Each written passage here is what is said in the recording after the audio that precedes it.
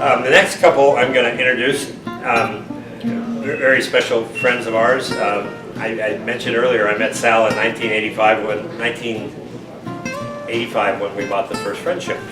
And the relationship blossomed. We worked together for a couple years. That was one wife would go for Sal, and then we run across each other about 10 years later with Gloria. Gloria is a teacher and is just a very methodical person and approaches things in a wonderful way, and has helped us out on rendezvous. I mean, we'd go to Catalina once a summer for a weekend with our customers, and we do things like, anchoring and spinnaker flying, and she did a seminar on menu preparation and preparing your boat to go offshore properly. And she just has a wonderful approach to things, and we left them last because we know that if anyone's going to pick up the pieces and put it all together in a nice way, it's Gloria and Sal Leggio. Well, thank you for the kind words. I hope we can live up to that. I know my introduction to boating may have been a little different than anybody else's. I was working in Las Vegas, got married, we bought a cabin in Utah. We were about as inland as you could be. And we were driving to Colorado to decide if we were going to buy a ranch and live where some friends lived. And my husband said, "Do you want to buy a boat and travel?" And I said yes. You can say yes, and you don't really mean, yeah, you bet. Well, he meant it, and things just started going on and on. And I had been on a boat one time before that, on a sailboat. I grew up around Lake Erie where we had water and we fished and things like that, but not ocean and not sailing. And he really introduced me to this, and it was the best time of my life. We bought our boat in Marina del Rey in 2008 and went offshore. We spent, a couple months here? I think 3 or 4 months getting the boat ready to cruise. Getting the boat ready to cruise, and then went down to Ensenada, because in those days you had to go, get the boat offshore. And Steve sold us our boat, and we fell in love with it. We did a lot of searching, but we knew exactly we wanted a Hunter, loved it. It's the most comfortable boat in the world. And we have a lot of reasons why you buy a Hunter. Great boat. And fell in love with it. But we had the best time in Mexico, in Ensenada, for the 3 months we were there. Then we traveled to La Paz, went around down into the Sea of Cortez for about a year and a half. We were down there, and enjoyed it so much. Go ahead, you have some things to say now. I do? Yeah. Okay. We are a little bit more technical about cruising and sailing than the people before us. Living aboard, we obviously did that. But cruising is a whole different world. It's a magnificent world to see different people, different places. It also presents its own set of challenges. And I'm probably a little bit better off on question and answers, specifics, than just telling you that we cruised, had a great time, and did all of that. What Gloria didn't mention in the first part of her statement was she didn't really fully know what I was capable of. When she said, "Let's live aboard," I went out and bought a boat. A year later, we were cruising on the way down to the Sea of Cortez. So she since has learned that, and we have since sold that boat, and our new adventure is now RVing in a motorhome. So we're very active people about doing that. But save me for your questions and answers on the cruising part. I've been sailing for 38 years. There isn't too much that I haven't experienced one way or another. I will tell you this before I bring Gloria back. Weather is an enormous component to cruising. Even going to the island, it could be a challenge. Anyway, see back. Okay, we were going to talk a little bit, about what you're looking for. Space is very limited, and I was going to share what we do in the town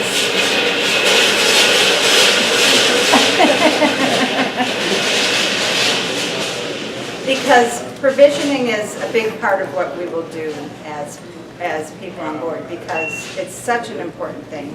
It depends whether you're just going to live on board, whether you're going to go to Catalina for a weekend, coastal cruising, maybe up to Santa Barbara in the Channel Islands, or harbor hopping, or going offshore for a long, extended period. So I was going to share some things that we have. If you'll just pass these out.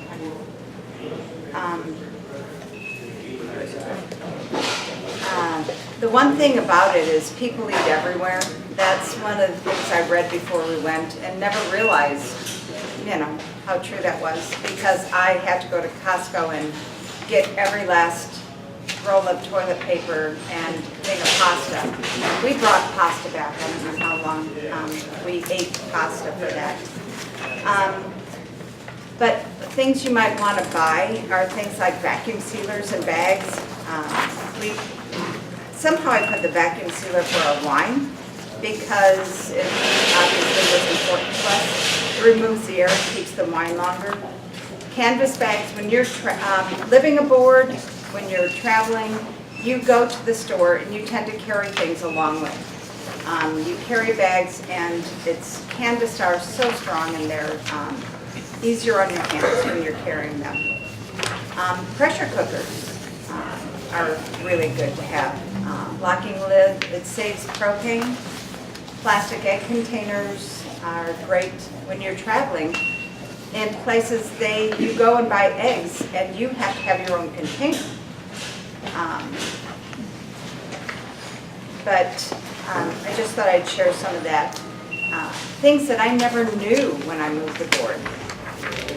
I never knew what cheesecloth was for. You hear cheesecloth, but I actually wrap cheese in cheesecloth, and you spray it with a little bit of vinegar, because if you're in a cove and you need something, people will do anything for cheese when they're offshore for a while. Yeah, you can get anybody to work on anything. And just some other things about roaches and pests and things. We would make sure we had everything you check before bringing on board. Even if you're living on board, you take the cardboard out. We didn't worry so much in the States, but in Mexico we would find little creepy crawlies in the little folds of like a little baggie, and it was a candy bar that time, and you'd bring it out and all of a sudden this thing would jump out because you just woke him up, and had to get rid of him before he went on and made more on our boat. I don't know.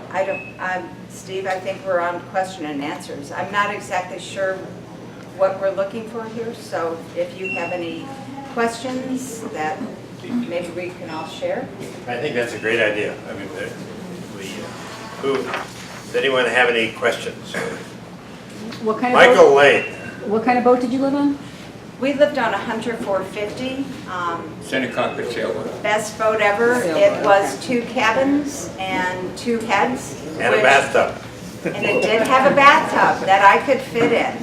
It was probably, I don't know if those are coolers or dock boxes, but it was probably that big. And I could get in, no trouble, and it was really nice once in a while. We also mostly used it for storage when we were traveling. Because, yeah, you have the ocean. The best thing about living on board anywhere is being, you don't have to buy a high-rise condo or a house on the water. You are on the water, and it's so much cheaper. And in Mexico, I would get up, make breakfast, go outside, fall off the boat into the water and go snorkeling or scuba diving for the next, up to 3 hours. There was always something to look at. So much wonder in the world. And then you'd get back up in time for lunch, and then I would kayak to the shore, buy a fish, bring it back, and people would come over. I mean, one of the big things about a boat is sundowners, which is like the happy hour on the boat, which never lasted an hour. And then you'd all bring something and eat. If you caught a fish, you'd share it, but often we didn't catch a fish, so we would go to the professionals. In some of the coves in Mexico, you just kayak up to the beach. They have refrigeration and a cooler, a freezer on the beach, and they would back their truck up wherever they had gone to get the fish for the day, and dumped it in the cooler, and you'd say, I want something like a yellowtail. And they would bring it out. They would either fillet it for you, they would cut it in steaks, or you'd have the whole fish. Just amazing lifestyle. I can't say enough about it. And you never know. We are always on the lookout for the next boat. One of the mottos that I have are, a boat loses 1 foot a day at sea. Boats get smaller, they don't get bigger. And you need to make sure you have enough room.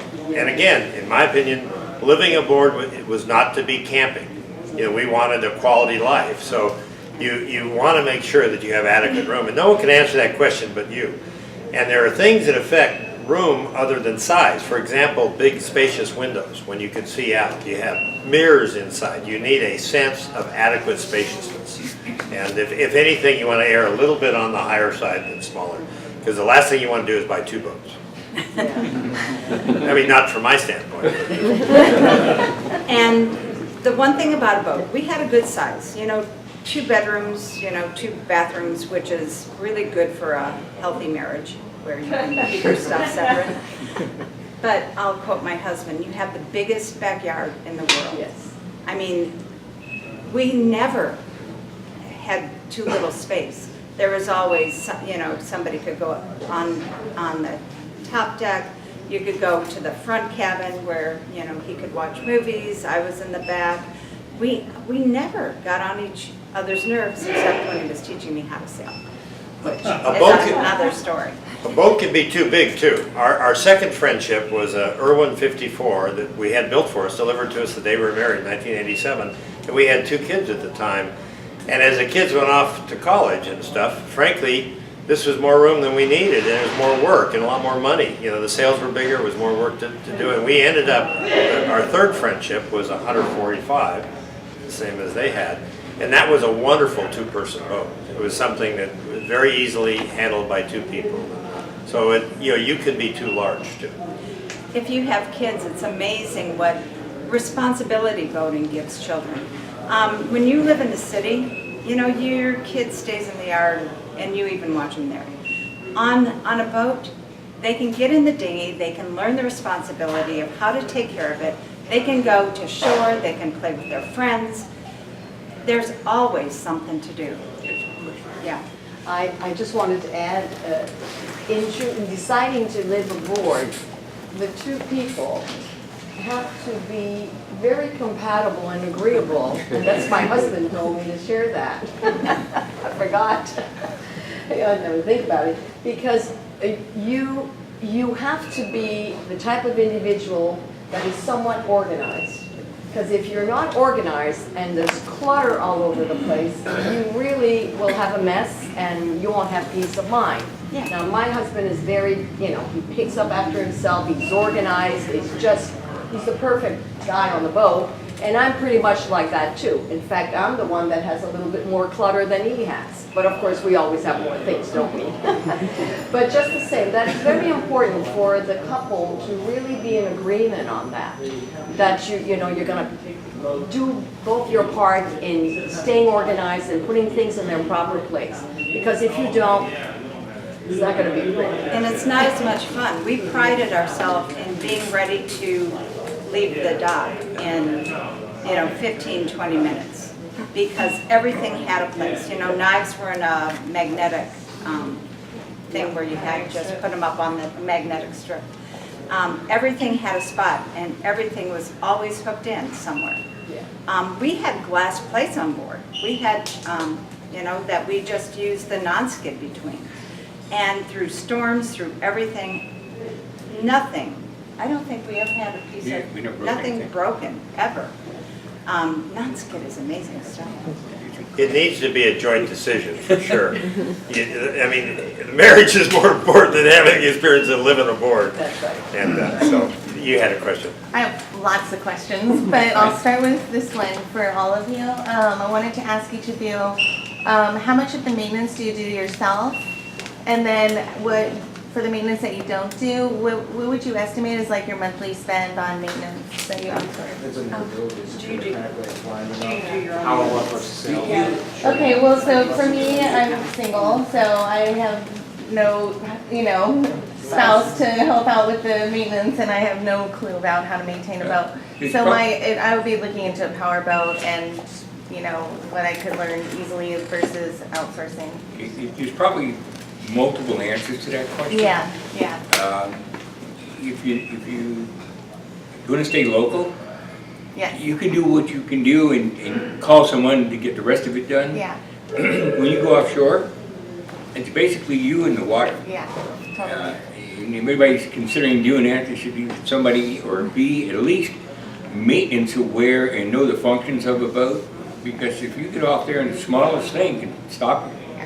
Of course, if you have a sailboat, they'll come and get you, but they think, well, he's got sails, he should be able to get to where he's going. Yeah. It doesn't quite always work that way, but that's the theory behind it.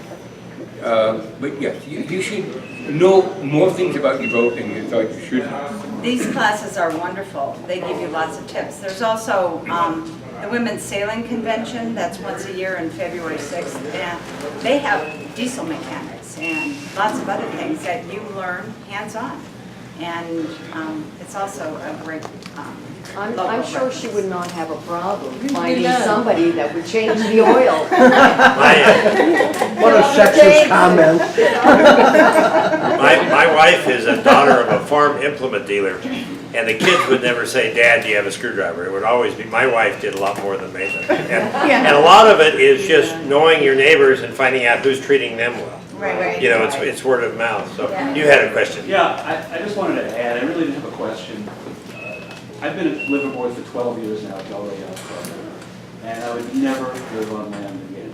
I've had many houses in my life, and there's nothing like it. Steve said in the beginning, it's really a lifestyle, and it can't be equaled. I strongly recommend being at a yacht club. It makes a huge, huge difference. You have built-in amenities, built-in social life, built-in security, built-in privacy. Really huge, huge advantages. As far as choosing the boat, I think the number one thing to look for, my opinion, is storage. Critical to have lots of storage to keep your stuff. That being said, living aboard is very freeing from stuff in life. You know, there's places I go, whether I travel and whatever, I look at something, I think about buying, you know, hey, no place to put it. You know, you don't need furniture; it's all built in. And you just need some sheets and some towels, and you're really ready to go. And like I said, everything that was said earlier, I just want to add, is really true and accurate. You said some beautiful things and accurate. Everybody is really right on everything that's been said this morning. You know, the sense of safety that in case of an earthquake or we said riots, you're really private, really have a chance to just leave shore. You know, I keep my boat ready to go at all times, and there's just a sense of safety and security and many things to it. I fully support it. So One of the beauties is you put your life on a diet, and like That's right. we knew what was happening in the kids' life. They were doing the homework right there in the settee, you know. So there wasn't this disconnect. yeah, My the more wife stuff you would have, never you're buy a insuring pair. it, you're cleaning it, you don't have all that stuff. Right. My wife would not buy a pair of shoes without figuring out which one she was going to throw away. I mean, you live a more simple life. And you know what? You're less possession oriented. It's got Don't some. miss it. You rely on what's more important, like kids and attitudes and relationships. I'm also curious for the couple of when you go on these 3-month or 12-month trips, do you hold on to your slip here, or do you let it go and then No. like find another? We let our slip go when we went off. So yeah, so you keep it. Well, Del Rey you do. The Del Rey Yacht Club Yeah. has an unusual circumstance where you could they sublet the slip for you. Oh, okay. And this way, there's no That's real nice. expense. And generally speaking, if you're in a 40 or 50-foot slip, it's not a problem for you Right. to sublet. And then it ends up not costing you anything. Right. And do you know if there's like challenges getting a loan if you think you're going to live aboard, like you don't tell them? Yes. Yeah, Yeah, there are, some banks look at it more stringently. right, so you. But you know what, You don't I've wanna never be- seen a boat repossessed because they found out it was liveaboard Oh, afterwards. okay. You know? And the other is your debt to income, right? You need to be able to, so you generally would show that, there are some, it complicates the repossession of a boat because you have to, it's like a home. You have to go through foreclosure, you have to kick them off. And if someone goes into bankruptcy, that might last a year. So there's more risk for the lender to do it. So there are some cases, if someone is kind of on the marginal side, it's a little bit more difficult sometimes to get. Yeah, It That's not- it really depends, it really depends if that boat is documented or not. If it's registered, it means one set of rules. If it's documented, it's a whole different set of rules. Yeah. Which, if anyone considering going offshore and it's not documented, you probably ought to do that. One quick thing about that, the maintenance stuff, Yeah. the camaraderie in the nautical boating anywhere is like none other. We were anchored in Santa Maria. Santa Maria, it's a little cove coming back up north, waiting for a weather window, and my generator quit. And there were probably half dozen boats in that cove. One happened to be a 175-foot boat that we became friends with. But the long story, as short as I can make it, my generator quit, and I went on the radio and said, does anybody have any generator experience? Now, I'm pretty capable, but I couldn't figure out what was going on. These people, one of the guys that was following us up, because he didn't have weather capabilities, we did, and he wanted to come all the way up north with us, and I said, fine, no problem. He was dismantling his fuel pump. He had two on his boat. He was taking his fuel pump off his boat to put it on my boat. In between that, the other boat, this big boat, they sent their maintenance crew over, almost pushed me out of the way, took my fuel pump off, took it back to their boat, which had a machine shop in it, repaired it, put it back in the boat, and it was in the boat till we sold it. Wow.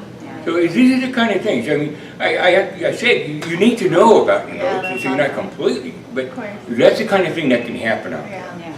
It's not everybody for themselves, it's everybody for whoever needs something. Yeah. They're there for you, so that's one of the joys of doing this. I mean, it's obviously challenges, but that was one of the joys. I mean, people couldn't wait to help you, but he was actually taking his fuel pump off. Pretty interesting. Mike? Practical question, perhaps a colleague, whoever lady, laundry and cable TV. I watch a lot less TV. And Wi-Fi. than normal, I guess normal people might. Wi-Fi, I have the hotspot. Do you have cable TV service? I just have 4 or 5 channels, but I watch, there's a library and you get DVDs for free. So I go to the County of Los Angeles Library a lot for 7 days. It's reading online, there's no hold, so I go to the library, spend a lot of time there. And I watch, there's like 4 or 5 channels and I watch the news and that's about it. I don't really watch that much Netflix or anything because I have the AT&T hotspot and I only have 20 gigs a month. So I can only watch so many movies and not use all my gigs. But I don't know, I like to read, I like to watch something, I don't know, I'm related to the Blacklist. Do you have washer dryer on the road? No, I don't have a washer and dryer, but at Almar Marina, Marina Hotel, they have washers and dryers, so I just, take the wheelbarrow and do the laundry once a week. They are internet service We providers. DirecTV, we've had it for some 20 years or so, but we cannot get high def, but it's still so good without the high definition. But DirecTV works very well, and I think we were one of the first ones, but DirecTV to service somebody on the How do you get road. out to both? I'm sorry? How do you get DirecTV service? Satellite. Yeah, it's all satellite, yeah. And as far as Wi-Fi, That white roundish, bringing you 1,000 channels. and as far as Wi-Fi, at the club, it's not very good, the Wi-Fi service, I don't know, for whatever reason. I tried it with Verizon, and it really wasn't working, the connection was very poor. So we just have the little Verizon wireless, and it works for us. There is an internet We service have our provider, own. and it's already, it'll span the entire digital link, right? And it's line of sight, so as long as you've got, you can put the antennas, actually. And